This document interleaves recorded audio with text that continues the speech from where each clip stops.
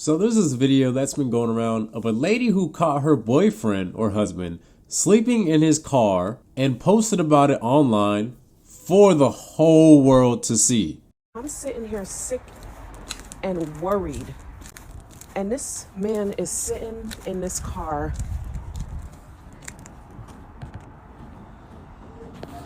Really? Really? Really? Seriously? Seriously? Why are you sleeping in the car? Why are you sleeping in the car? I need some rest.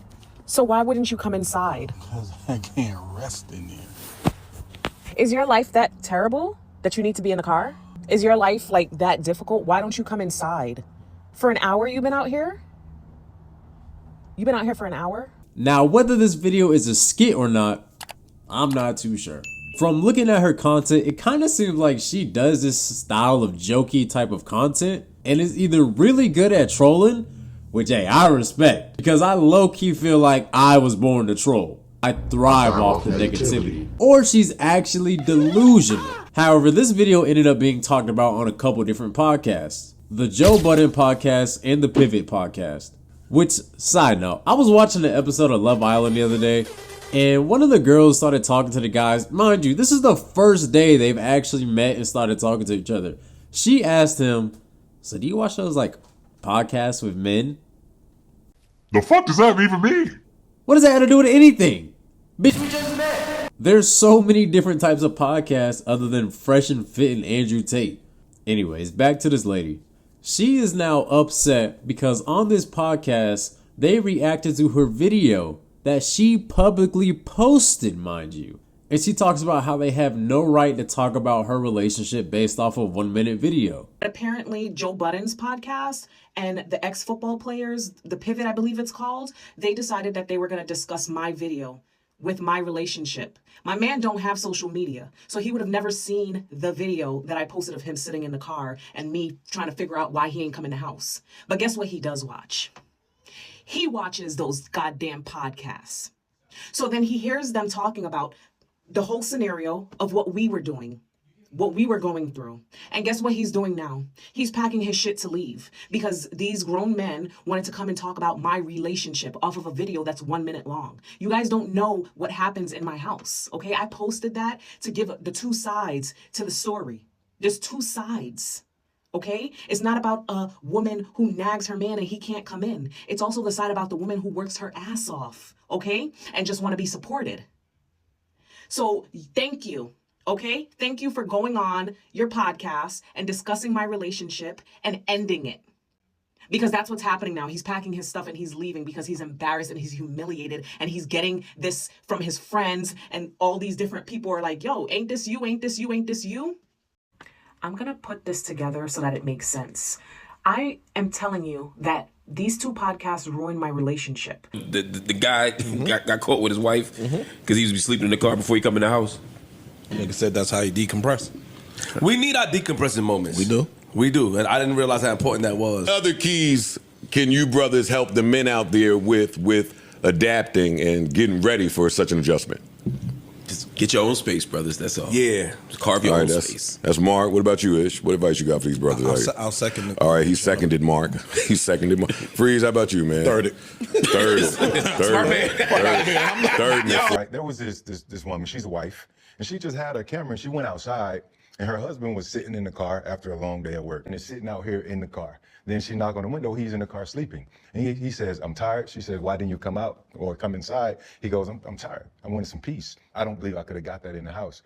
More importantly, it's the story of the husband in the car and the wife coming there and not allowing him an opportunity to decompress after. And thank you, Ryan Clark, for being the only person to consider my perspective in this whole scenario.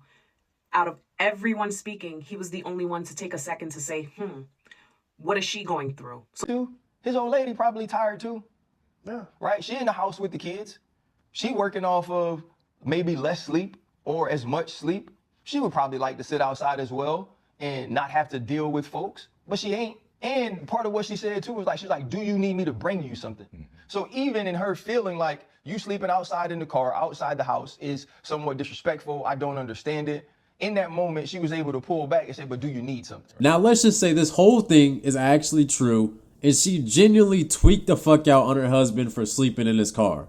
You were the one publicly posting your video online for the public to see, discussing issues and problems about your relationship for the whole world to see. And inherently, she's not wrong for talking to her husband or feeling some type of way about him sleeping in the car. Because let's be for real, if you caught your significant other sleeping in the car rather than going inside the house to see you, that would raise a couple questions or at least some concerns on if everything is okay. And sometimes it doesn't always mean that there's something going on. I mean, for this lady, it's a little bit different. And it ain't even about not wanting to go inside the house. You just get so comfortable sitting inside the car, listening to some music, watching a podcast or something, you catch some Z's. But her main point is that these podcasts in particular ruined her relationship because her husband doesn't have any type of social media, but he watches these podcasts and took their advice. Now, technically, she does have a point. You can't gauge a relationship or a situation based off a 2-minute video or what you see portrayed online. But where the plot gets missed here is her trying to put a narrative that the podcast ruins her relationship. Off of your podcasts. So I hope you're happy about what you've done because you've ruined my relationship. No, ma'am. You ruined your relationship. The accountability is out the fucking window. This is the point where I'm kind of hoping that it is a skit because I don't want to genuinely believe that someone is this unaware about their situations. If this is actually real, we are fucking cooked. Anytime you press that upload button and it says public, you are now inviting other people into your life and into your situations. Regardless of what's actually going on behind closed doors, we can only observe and speak on what's being presented to us. And if I'm being completely honest, this nigga is done, bro. He clearly wants to be out of this relationship. Just listen to the way that he talks to her. Why are you sleeping in the car? Why are you sleeping in the car? I need some rest. So why wouldn't you come inside? Because I can't rest in there. You played me for a sucker, Penny. I'm not going out like that. Not for you. Not anymore. Be at HQ first thing in the morning. Don't make me come get you. And one last thing, baby.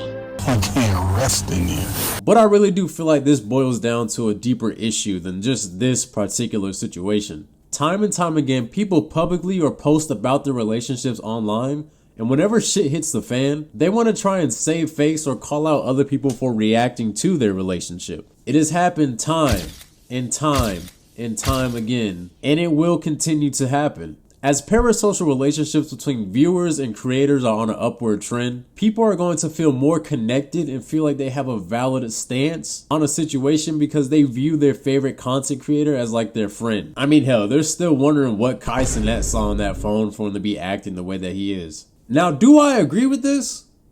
No, not at all. I don't agree with it at all. But at the same time, though, it kind of has to be expected. Now, I'm always going to view it the exact same way. Whether I have a couple viewers like I do now, or in the future I have a couple hundred, maybe even a couple thousand viewers, hopefully. Y'all do not know me. And that's not me saying that I'm 100% different off camera or I'm not completely honest with my takes. It means that we are interacting with each other through a screen.